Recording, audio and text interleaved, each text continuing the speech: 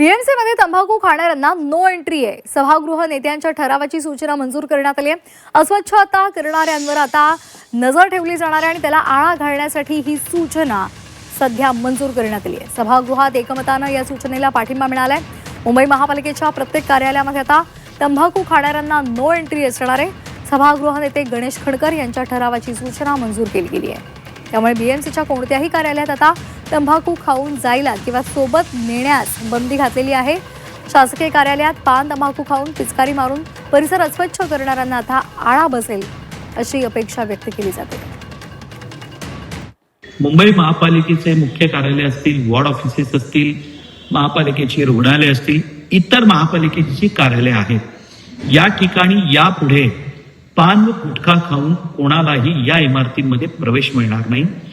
पण प्रत्येक भिंतीवरती तुम्ही पाहिलं तर त्या पानाच्या पिचकाऱ्या आणि हे सगळं विद्रुपीकरण सुरू आहे।